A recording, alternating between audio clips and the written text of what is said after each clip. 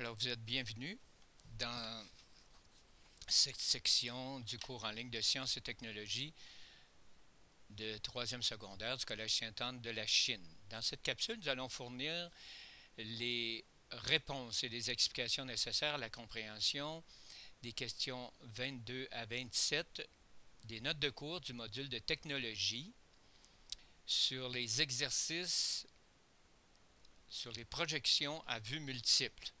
Question numéro 22.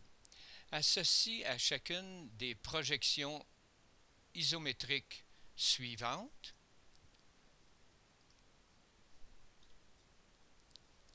la bonne projection à vue multiple. Alors, voyez-vous, par exemple, il faut analyser notre objet ici. Par exemple, le A est représenté ici. On voit, vu de face, là, le petit carré se retrouve ici. On voit qu'il y a une ligne de contour ici, pointillée, donc qui représente la ligne arrière ici. Donc ça, c'est une première réponse. Le B est représenté ici. On voit toujours, vu de face, moitié-moitié. Et puis, on voit le petit carré ici qui représente cette section-là. Enfin, le C ici est vis-à-vis du C. Et dernière réponse, le D. Donc, il faut développer cette vision et je vous conseille fortement d'imprimer les pages d'exercice ou d'utiliser ceux que votre professeur vous a donnés en classe pour le faire par vous-même. Évidemment, les réponses sont ici, mais faites votre démarche avant de venir chercher les réponses. À la question numéro 23, complète les lignes manquantes de ces projections vues multiples qui sont sur les feuilles de questionnaire. Alors le A, voyez-vous, les lignes manquantes ici, vues de droite, bien, il nous manquait la ligne ici, forcément, pour montrer le petit carré en haut, la ligne ici qui est oblique, et enfin, pour montrer que le petit carré qui délimite, même si c'est un oblique, vu de droite, ça nous paraît comme un rectangle.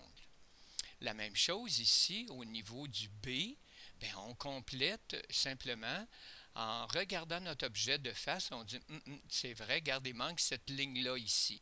Alors cette ligne-là se retrouve là. Maintenant, on nous donnait la ligne ici qui représente celle qui est en bleu ici, évidemment celle-ci, et on complète le dessus comme ça. Nous avons ici la représentation vue plan, élévation, profil, vue de dessus, vue de face et vue de droite. Donc, pour ceux et celles qui n'ont pas cette vision tridimensionnelle, c'est important de compléter cet exercice-là et peut-être d'imprimer à nouveau les feuilles et de le refaire, même si vous avez vu la réponse, pour développer votre sens visuel, développer votre cerveau va réussir à faire les liens qu'il faut pour que vous développiez cette compétence-là. Maintenant, on continue les exercices à la question numéro 24. Alors, complète les projections à vue multiple suivantes en dessinant la vue de face, l'élévation. Voyez-vous, il manque ici la vue de face. Alors, on a notre objet, donc vue de face, on complète. Premièrement, on place nos lignes de construction que on représente en rouge ici. Tracez vos lignes de construction en premier. Alors, on les place, voyez-vous, notre dessinateur avait utilisé ces lignes de construction-là. On va les enlever pour ne pas surcharger le dessin, mais on va aller en portée d'autres ici. Voyez-vous, les lignes ici, à la verticale, sont nécessaires pour venir projeter ma vue de face, qui aura les mêmes dimensions que lorsque je vois ma vue de dessus, et ainsi, la même chose, vue de droite. Alors on délimite comme ça, on commence par tracer notre base, on trace nos côtés, et ensuite on vient tracer le dessus. Il nous manque quoi? Il nous manque notre petit oblique ici. Mais il ne faut pas oublier, là, regardez ici, il y a une espèce de petit triangle qu'il faut représenter sur notre dessin ici. Alors, il sera représenté le carré d'un côté et le triangle sur l'autre. Hein, ici, même si c'est un oblique, vu de face, ça va être représenté par un carré. Tandis qu'ici, ça va être représenté par un triangle, étant donné, on voit très bien sur la vue de dessus qu'il y a un angle qui est dessiné. Alors, même chose, même consigne, faites-le avant de venir chercher les réponses. Ici, ce n'est pas une course aux réponses, c'est vraiment de développer la vision. Voici le résultat final, une fois qu'on a enlevé les lignes de construction. Sur votre dessin, laissez vos lignes de construction, faites-les au crayon 4H. Exercice numéro 25. Même principe que tout à l'heure. Complète la projection à vue multiple en dessinant la vue de face manquante. Donc, je reproduis les lignes de construction qui ont été faites par mon dessinateur avant. Là, je les enlève parce que pour ne pas surcharger mon dessin, maintenant, je vais porter mes lignes de construction. Je me discipline, je fais mes lignes de construction, je n'ai pas besoin de rien mesurer, j'ai juste à regarder mon objet et l'analyser. Alors, vue de face, évidemment, ma base va avoir l'air de ça, mon dessus va être plein. Évidemment, je vais voir comme si je voyais une ligne pleine, même si en avant, il y a un petit carré. On va le représenter, notre petit carré. On le voit maintenant, là, il apparaît ici. Là. Voyez-vous, à gauche, je viens de le faire apparaître, mon petit carré, qui est là, ici.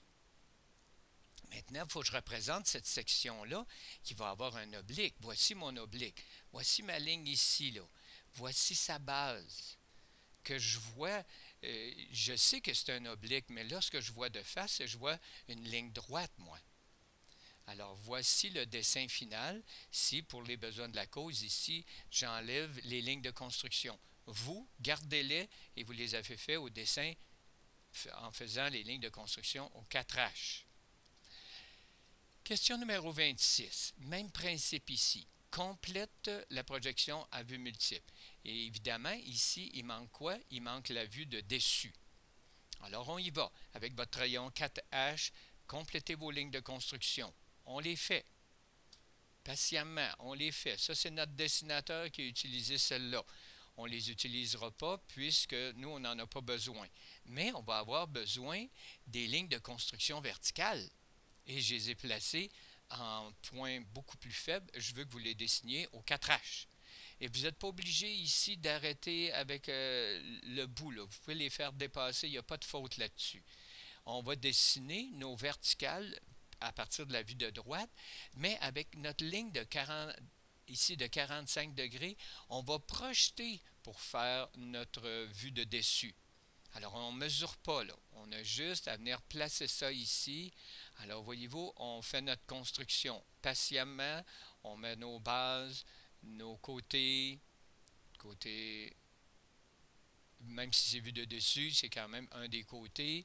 Ensuite, l'arrière.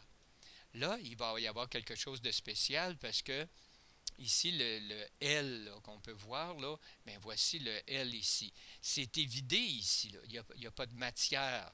Donc, on le voit ici, là, qu'il y a une place où il n'y a pas de matière. Et voici le résultat final. Donc, il nous reste maintenant à regarder ça et d'être fier de son travail. La question numéro 27. Complète les vues de face et vues de droite de la projection suivante. Toujours se discipliner. On fait les lignes de construction, les lignes au crayon 4H. Alors, on fait nos lignes de construction à la verticale, à l'horizontale. On vient chercher nos lignes de construction ici. Ne vous surprenez pas ici, moi je ne suis pas dans un logiciel de dessin. Quelquefois, le PowerPoint ne nous donne pas exactement sur la ligne. Mais suivez la ligne, vous, avec votre crayon. Très difficile au PowerPoint d'être capable d'ajuster les lignes. Alors, on commence notre vue de face. On met notre base, on met notre hauteur, hauteur de gauche, hauteur de droite, on met nos obliques et on vient compléter ici la petite base. Cette ligne-là, c'est la ligne que je vois ici. Même s'il y a un oblique, vue de face, je la vois comme si c'était une ligne droite. Il manque quelque chose ici, là. Voyez-vous, il y a quelque chose ici. Il faut l'ajouter sur notre dessin. Je viens de l'ajouter. Vue de droite, ça va avoir l'air de quoi? Maintenant, je fais ma base, je fais mon côté, je fais mon centre et je fais mon côté droite, vue de face. Alors, je viens compléter cette ligne-là, même si c'est un oblique. Quand je vais regarder de côté, je vais voir un petit rectangle ici. Je vois un carré qui est ici. Il va falloir que je le délimite. Voici la hauteur totale. Je viens délimiter la petite surface ici que je vois. Je vais avoir ici un deuxième, soit un petit rectangle ou un petit carré. Voici le petit rectangle et voici le dessin final. Alors pratiquez-vous, il y a beaucoup d'exemples sur Internet. Vous pouvez aller voir ça.